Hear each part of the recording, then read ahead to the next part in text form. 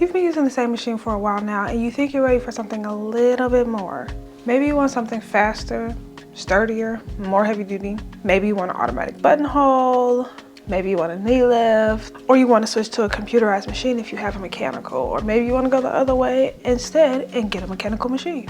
I got you. In this video, I'm going to be giving you sewing machine recommendations that are truly worth upgrading to. If you are new to sewing and looking for a basic sewing machine to get you started, this video is not for you. Last week, I uploaded the first video in this series where I am sharing 9 sewing machines that are going to be great if you are a beginner and you just want a sewing machine to get started, but you don't want to pay a big price. And they are all under $500. None of the sewing machines in this video are under $700. So you should go back and watch that video to see what it is that you may want. And if you think you're really going to stick to this, come back if none of those machines satisfy you, but I'm sure at least one of them will. And you can look in this video and decide if you want to get a more than basic sewing machine that will absolutely last you for a very long time, as long as you are taking care of it. And we'll talk about that later in the video. Now that everybody who's supposed to be here is here, let me ask you a few questions before I get into showing you all the pretty machines. The first thing I want you to think about is, what are you willing to pay? We both know the sewing machines aren't cheap and you've already outgrown the basic one. Like the Singer Heavy Duty, nobody should ever get that one. But the Brother CS 7000X, Singer Brilliant, Viking Onyx, Bennett B38, all machines like that. They are all entry-level machines and you have moved beyond that in skill, and you've probably already started doing a little bit of browsing, so you probably have a price range in mind. Now you want to think about how you're actually going to pay for it. Are you going to finance it? Are you going to do layaway? Are you going to save up a few months? This is the most important part that you can think about, and the most important question I'm going to ask you. You may fall in love with a machine and then get completely blindsided by the price. So let me reiterate that no machine in this video is under $700. Now I want you to open your ears for a second. We already agreed that you outgrown entry-level machine. So you also have outgrown entry-level pricing. So you absolutely should be spending the money on an upgrade that fits your needs. The next question I'm going to ask you is, why do you want or need a new machine? Getting a new machine is really exciting. Don't get me wrong. I know, I just got one. I just got a Juki TO 15 and boy. But you don't want to buy this machine and then be like, ugh, I could have done something else. Do you need more power because you sew with heavier fabrics, or do you need a machine that can take the wear of how frequently you are sewing? Do you want a new machine because you want a computerized machine, because you want all the stitches, you want to be able to embroider, you want all those automatic features? I mean, they are really fun. Whatever your reason is, own it. Don't let anybody talk you out of it, not even your husband, because they will try. If they can get golf clubs, video games, cars, car parts, whatever, you can get a sewing machine. Okay, I have one more question for you. Are you loyal to any specific brand? If so, I need you to open your ears and your heart. There are so many different sewing machine brands out there, and each one is really good for whatever it is they make. So being very brand loyal to one specific sewing machine brand can really limit what it is you can do in features or even just in power. So I want you to take everything you think you know about the sewing machine brand that you have and any preconceived notions about any other sewing machine brand and wipe them clean for your brain. Did you do it? We're all clear? Clean? Okay. Right before we get into any sewing machines, I want to remind you to grab your paper, your pencil, or if you're on your phone, then make sure you are prepared to screenshot whatever it is that you think you like. Because after this, you should do some additional research on any of the sewing machines that you see here. While I'm not going to give you like super in-depth every single detail, I am going to give you a broad overview about what these machines are, what they offer, and you can decide if they're good for you or not. I would also suggest that you not just buy these machines on a humbug after you've done your research, but you also go and do a little test drive. Sometimes you don't know if you want the car until you get in and drive it. Go find you a local dealer who sells these machines. I know that when I was choosing my straight stitch, the Juki, I tried a few other tray stitches before I finally decided to actually go with it, because there are more than one kind of machine and they're all pretty good. One last thing, right before I show you everything.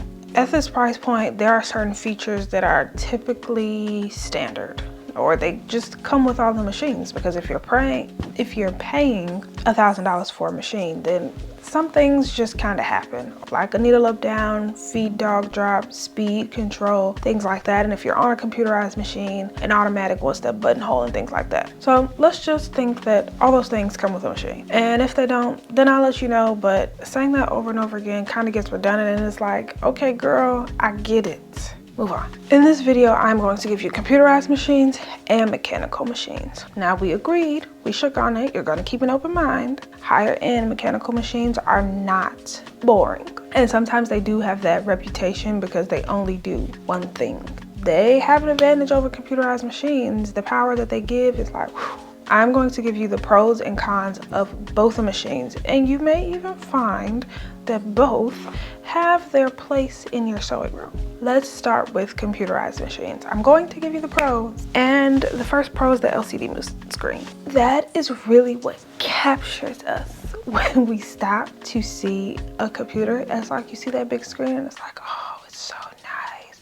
It's like boop, boop, boop, boop, love it. They are really, really nice, and it makes navigating your machine a bit easier. But just like it can be a pro, it can also be a con, because once you can't press it, you gotta take it in for service, and that can be a pretty expensive fix. A lot of the computerized machines have over 100 stitches. So if you are someone who does the embroidering and things like that, whether you're making a quilt or you make clothes, whatever, bags, then you have a lot of creative freedom here to decide what you wanna do and what you wanna add on what you're sewing. Another pro for computerized machines is that the machines typically handle a lot of your tension things. They automatically adjust. They are really smooth when you're sewing over different layers. It makes it really, really, really convenient. But with that being said, it can also be a con because it makes you really lazy. You are not thinking about what it's going to take you to sew what you're making. The machine is telling you what stitch width, the length, and it is also managing tensions. Knowing your tensions, knowing your stitch length off the top of your head, what needle you may get is a lot more valuable to you. Another con is that computerized machines, they sometimes need a rest. And I say that from experience. I'm someone who sews with denim, and sewing 3, 4 rolled up layers of denim for a hem or a waistband or whatever can make the machine tired, and it'll take a break on you right in the middle of you sewing. Frustrating. And like any technology, computers, you could be like 20 years, 25 years, and the computer and the machine just kaputs, and the technicians can't do anything about it. I have been sewing on a Viking Ruby Royal for almost 10 years now, and it's going great. I've had to update it over time and all the things, but it's still really good. I will say, I don't think sewing machine computers are like our phones and our actual computers. They are, in my opinion, more durable. But again, something to think about when you are getting a machine. This is not to deter you from getting a computerized machine. I have a computerized, I have a mechanical, and my next machine will probably be another computerized machine. I'm sure you're ready for me to get into the sewing machines because I've done a lot of talking, so that's what I'm gonna do. The first machine is gonna be the B38 by Bernette. This machine is going to be the cheapest machine of all the machines, computerized or mechanical. Bernette is Bernina's entry-level sewing machine, and I've never actually sewn on a Bernina or a Bernette, but I did want to add the Bernina family in here because Bernina is the only family-owned sewing machine company that is still in existence. All of the other machines are owned by a bigger machine. And I think it is important that we continue to have our smaller family-owned sewing machine shops, whatever have you, so that we aren't all like a slave to the big corporations. With the Bernette B38, you get a 6.7-inch throat, tons of stitches, including those for knits, and it stitches at about 820 stitches per minute. You get 8 feet, which include feet like the overlock foot, a button sew-on foot, and a satin foot. Something that I really love, and I wish more machines came with it, is a memory function. It is going to remember your favorite stitch combination, so when you're using a straight stitch, you set it to a 3, you turn the machine off, it's not going to revert back. If you've ever been curious about a Bernina, but maybe you don't want to jump jump into $1,200 for a brand that you have not tried, this is a really solid starting price point. If you're okay with 820 stitches per minute, I'm going to take a pause right here and say that any of these sewing machines that I'm going to give you are the ones that are currently that you get from a dealer. But I also think that even after you try a machine, if you find one secondhand, an older model, that you should get it as long as it is well maintained. I don't think that you have to buy them firsthand and that you have to get them right out of the dealer if it's not if it's not like a brand new machine. If it's brand new, yes, get it from a dealer. But getting it off of eBay or something like that may be beneficial for you to get one of these older models of these machines. So the next sewing machine I'm going to talk about is the Viking Opal, specifically the 690Q. You could also get the 670, but I'm going to talk about the 690Q because previously the Opal did not have the exclusive sensor system the Viking has, which is basically like as you're sewing over bumps and things like that, the machine is going to sense that and adjust as you're sewing so it doesn't feel stiff. And so you're doing hems or you're putting in waistband, going over belt loops and things like that, you need a little bit more flow than some machines give you. The Opal comes with 11 presser feet, which include one of my favorite, their sensor one-step buttonhole. I swear this is the easiest buttonhole I have ever used, ever. Honestly, it's like top 3 of why I'm going to get another Viking machine. They have a 1/4 piecing foot and a darning foot. Those are just a few of the feet that it offers. It also stitches at 800 stitches per minute. And this one has 12 permanent memories, whereas the 670 has 8. I really like the Opal. Honestly, I even think it's a great beginner machine, but the price is not very beginner. The next one is the Juki HZL DX7. If you've looked into getting like a home Juki machine, maybe you've seen the F300. This is like that, but a little bit better. You get an 8-inch throat, and this one also has Juki's box feed. You can sew anything light and heavy on this, and of course it has that famous Juki motor that runs so smooth that we all love. For this kind of machine, it's so good. It stitches 1,050 stitches per minute, which is like really great for a home machine. She's a beast. And something that I really love about Juki, but also Janome, is that they come with a knee lift. So even their home machine also has a knee lift if that's something that's like appealing to you. And it's at a great price point, and you still get all of the Juki. So the next sewing machine we're going to talk about is another Viking. It is the Viking Sapphire 930. And just like the Opal, this one also has the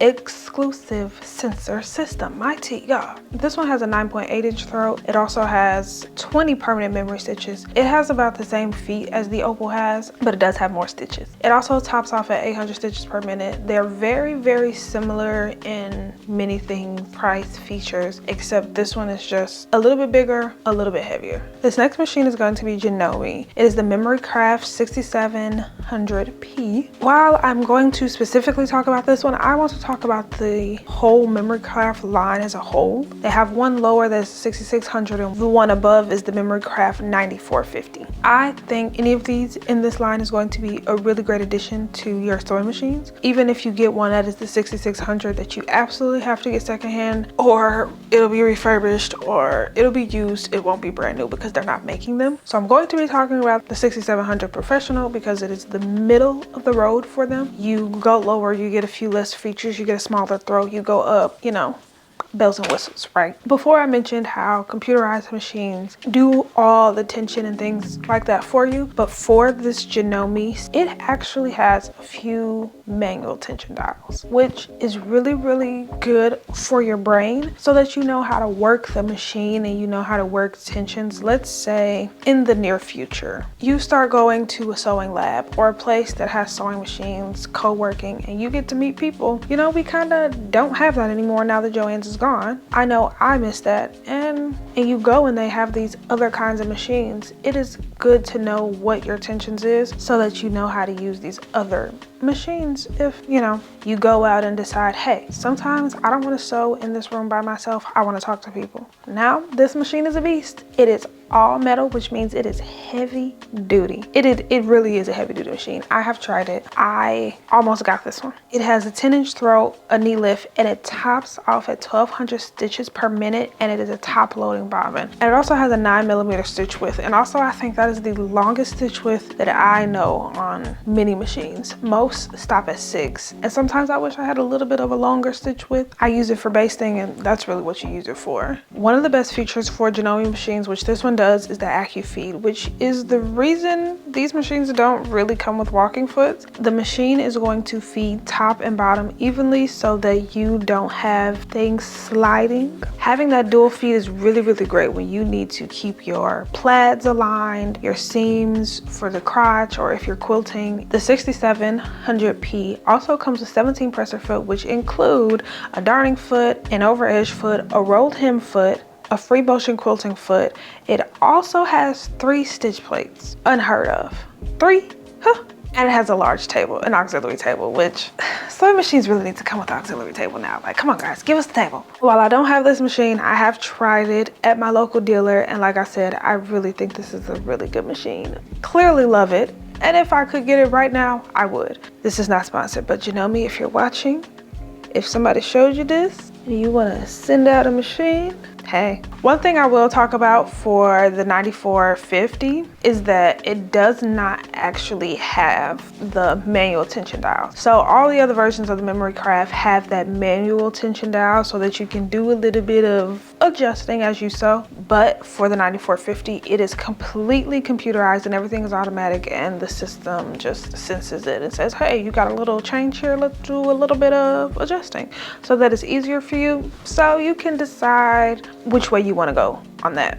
This next machine is the Brother Innovis BQ3100. This little machine comes with a big package. This one, as you heard, has a Q in it, so that means it is built for all of you quilters out there. But honestly, a machine that's built for quilters is also a machine built for people who sew garments, especially big things like dresses. The throat is 11.25 inches. Thing, in my opinion, over 10.5 is like golden. So 11.25 is amazing. This one has over 700 built-in stitches and 30 more on a little CD. I don't know what that CD is for. I don't know how you use it, but you know, if you end up getting this machine, tag me or on Instagram or TikTok or whatever, because I actually want to see it. This one has, and I have actually said this about the other machines, it has a 7-inch LCD display, completely touch, which is like nice. The Sapphire also does have one that's completely touch, but the Opal has buttons. I should have mentioned that earlier. This machine also has a dual feed system, which again, great for aligning your patterns, great for making sure your seams and everything is together on your quilts. What is really, really cool is that this has a laser, so that you are making sure that your seams and everything is literally aligned perfect. I hope you've had an open mind this whole time about the sewing machines, because like I said, if you're locked into one brand, there are things that you're absolutely gonna miss. This machine also has a really big bundle, like 13 feet. 3 of those feet are free motion feet. There's a monogram foot and a compact dual feed foot. This machine seems to be a beast. I have no idea. Nobody around me even has this. So again, if you get it, unbox it, show us, tag me, because I want to see it in motion. The last computerized machine I'm going to talk about is the Baby Lock Crescendo. The Crescendo is a big boy. You've got 11.25 inches in the throat, comes with 13 feet and over 500 stitches. The Crescendo is going to be very similar to the Brother BQ3100, where it has 13 foot dual feed. It's got the laser so that you can make sure that all your seams and everything is aligned properly. The feet include 3 quilting feet as well, monogram, overcast foot, you know. What this has that the other ones doesn't is called the sensor pin. You tell the needle where you want it to go, what position, and for your stitches. It's really cool. So whatever designs that it has, you get to decide where you want those things to go. But Baby Lock is a really good brand. They are very reliable, and if you can get your hands on a Baby Lock on this machine, I would say go for it. If it is near you, give it a test drive, check those feet out. Definitely try the sensor pin and see what that is like so that you know if it's for you. Now, those are all of the computerized machines. I said I'm giving you mechanical, and here we are. But first, I want to give you a little pros and cons, you know, just like before. If you have a computerized machine already, and you just want something simple, basic, and heavy duty, mechanical straight stitch machines are the way to go. These are all straight stitch, and that can be a pro or a con, however you look at it. It's a pro, and it means it's not fussy. I don't have to think about, try to figure out all the things on the machine. I don't have to press no buttons. I don't have to wait for the computer to boot up. I just flip it on and get sewing. There is no delay. You get to learn how to really work a machine and what tensions are for what fabric and how that actually works, the mechanics of it all. Again, pro or con, you decide. I think it's a pro. They're simpler machines. They don't break a sweat. They can handle layers and layers of denim. They can even handle leather. These are solid machines that'll last you a lifetime or 3. And they also tend to run quieter. So if you are like me and you sew at night, you need a little machine that's going to be hush so it's not waking anybody up. This would be the way to go. Some people are still using and even finding older mechanical machines that are made in the 60s and 70s. And in my last video, I had a few comments of people talking about how vintage machines are the way to go. And while I agree to an extent, I think everybody's not ready to be able to handle those machines. They were indeed built to last. Older machines are sturdier. Not only do they have a metal body, but they also have a metal frame, which means they can probably sew through metal. The drawback to those older machines is that sometimes you have to restore them. You kind of gotta be a mechanic to figure out how to make sure that they are back working up to par if they haven't been being used in a really, really long time. And everybody doesn't have the know-how to do that, because if you mess it up, you knock it out of timing or anything like that, it can be really expensive to get them fixed. But I will say, if you have the time, the patience, you want to learn, if you just so happen to bump into a vintage machine out there in the wild, I'm going to say grab it. So the first machine I'm going to give you is the Baby Lock Accomplish. I'm going to say of these mechanical machines, it is the cheapest one. It is also skittish. It's the most skittish.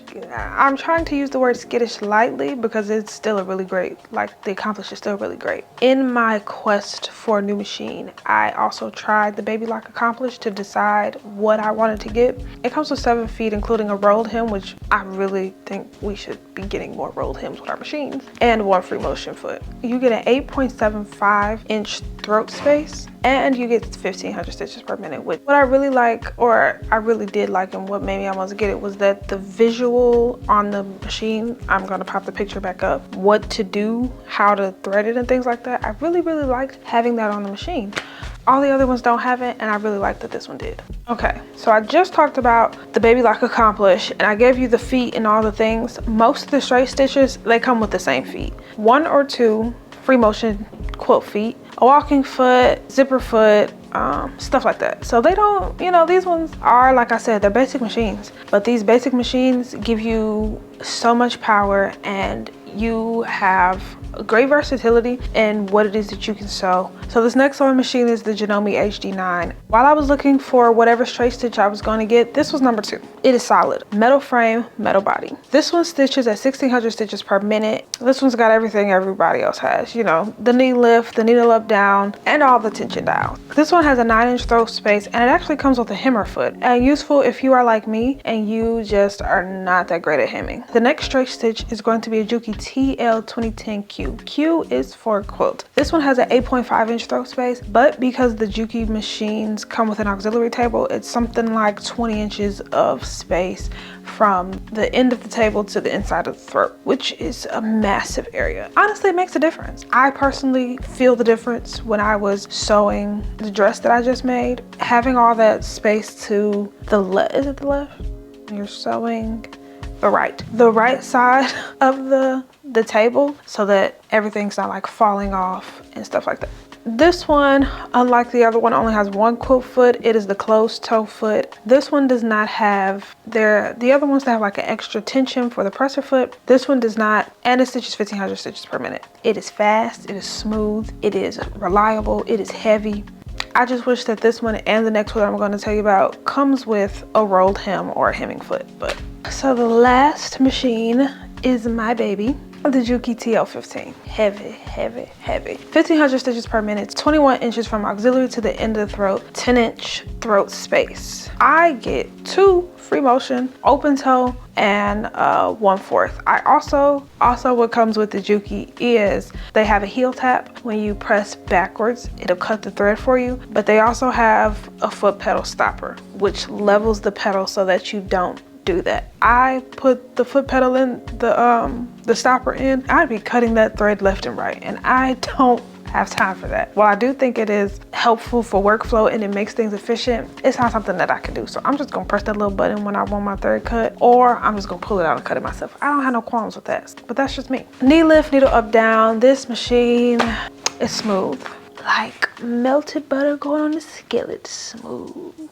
I cannot honestly wait to make a pair of jeans to see how smooth it's gonna be. If you want a full unboxing of this machine, I will link my video of me unboxing this right here so that you can see it. And if you decide after watching this video and seeing all the machines that this is the one you wanna go because I ran my mouth and said how great it was, I would agree with you. It's great. That is all for the mechanical sewing machines. I know that part was a little bit shorter, but like I said, these machines are basic, straight to the point. They just do a straight stitch, but they are heavy, they are reliable. They are going to last a lifetime of 3. They're still great machines, even though they don't have all the bells and whistles, but that's the point. Sometimes we already have a machine with all the bells and whistles. I know I already do. I don't need another one. I wanted power, and maybe that's what you want, just some good power. I hope you found a machine today. Honestly, I do. Now that you've seen all these machines, you've got your screenshots, you've got which ones you want, now's when you find a dealer. Because I think I've mentioned this before, you're going to get probably better deals finding a dealer. And some of these machines you can only get from a dealer. At this price point, at this level, you can only find an authorized dealer, but one that is near you so that you can actually go and experience it. You got to test drive that car. You also need to know where the certified dealers are, because you need to know where the certified technicians are for especially the computerized machines. If there's something wrong with them, there is really no DIYing. You need to take them in to get serviced at least once a year, because all these machines, they don't get oiled. I know specifically the Viking machines don't get oiled by you. You take them in for service, and the technician, it's like the oil dissipates. As the machine is used, there's oil in there and it dissipates and it runs through, and it needs to be serviced once a year so that it can be running properly. I also know that that is the case for some of the brother machines.